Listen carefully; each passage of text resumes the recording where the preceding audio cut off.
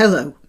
I saw this and I just want to, well, as much as I can, convey my sympathy to you guys in America who are suffering in this awful emergency, and anybody in America who may have friends and relatives, and indeed all of America, because you're all one country, whether you like it or not. As Mississippi death toll rises, 20 million Americans brace for further destruction. Entire towns have been flattened and people are missing. Now, I don't know much about the Mississippi area apart from references when I've never been there, but I'm looking at this house here, and although it's well painted and nicely put together, it is basically a wooden shack, isn't it? And it seems to me that most of the materials that are used for building these houses seem to be wood. I don't notice brick in piles here. I just see planks. And this here looks like soft. I don't know what this is. But I don't see a lot of rubble. I just see a lot of detritus. And that is obviously going to be part of the reason why a severe storm will have such an effect. Also, the flooding. Again, flood controls are not difficult to build, but obviously it's expensive, and it would be to control a flood that happens every 10 years or something like that. So you can see why a council might wish to devote money to something else, unless the general consensus is that laws should be made that, just like in an earthquake area, buildings in that area, which is a place that's subject to violent storms and floods, should be built properly to withstand such catastrophes. This particular storm is called a supercell, which is the nasty type of storm that brews the deadliest tornado and most damaging hail in the United States, said University of Northern Illinois University meteorology professor Walker Ashley. What's more, this was a nighttime one, which is the worst. Meteorologists saw a big tornado risk coming from the general region, not the specific area, as much as a week in advance. So they knew something was heading in that direction.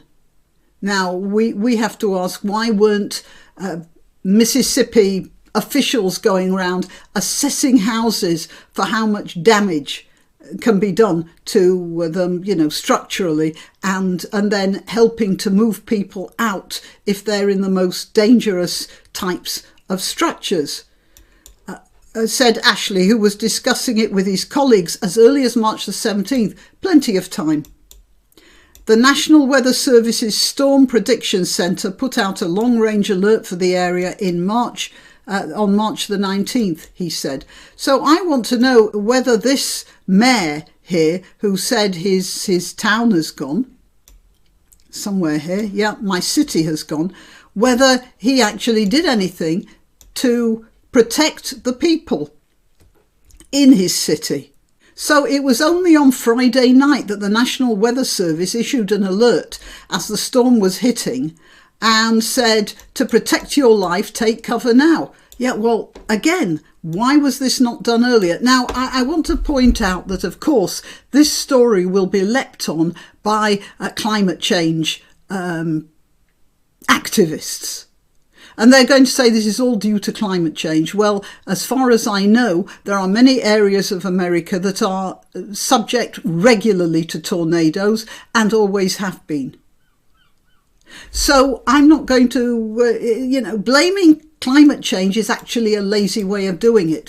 What people have to think of is, if there's another storm like that, how do we protect the people who are living there? There's also another problem.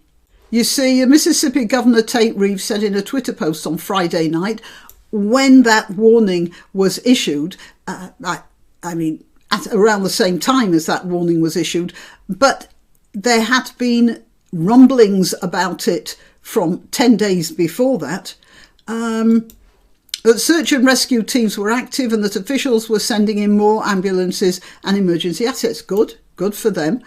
Many in the Mississippi Delta need your prayer and God's protection tonight. Well, I would suggest that prayer and God's protection, while very nice, is not enough. You know that one about the guy who's stuck on his on the roof of his house in a flood, and somebody comes with a boat and he says, no, God will protect me. And then somebody else comes with a helicopter and he says, no, I don't need you to rescue me. God will protect me. Then he goes under, and when he's at the pearly gates, he says to God, why didn't you protect me? And God said, I sent you a boat and I sent you a helicopter. How much more do you want? So this is one of those situations. Prayers are not enough. You do God's work by protecting the people who are living with you, by making sure that they're in buildings that work well in a situation, in a weather system that you already know about. This was a supercell, the nasty type of storm that bruised the deadliest tornado and the most damaging hail in the United States, said University of Northern Illinois University meteorology professor Walker Ashley. I think there might be an extra university in there. What's more, this was a nighttime one, which is the worst kind, he said. Meteorologists saw a big tornado risk coming for the general region. So, as I said, as early as March the 17th, Walter Ashley was already telling people there was going to be a problem. And tornado experts like Ashley have been warning about increased risk exposure in the region because of people building more. And I'm going to ask, was the building under proper control? That is, specifics of how the buildings were put up and where they were put up. This happens in the UK. You get houses in newly built areas where the houses suddenly flood and there's a floodplain there. And there has been for hundreds, if not thousands of years, and everybody knew about it. But this developer built the houses there and then, oh, big surprise, the houses are flooded. Every few years something happens to the local river. So this isn't just something that happens in Mississippi. I'm not saying that's particular to that area. I mean, this sort of carelessness of the environment. You mix a particularly sociologically... Okay, sorry. Ashley has been warning about increased risk exposure in the region because of people building more. You mix a particularly socio-economically vulnerable landscape with a fast-moving, long-track nocturnal tornado and disaster will happen, Ashley said in an email. It's known about, so why isn't it controlled in some way? Why isn't it watched over?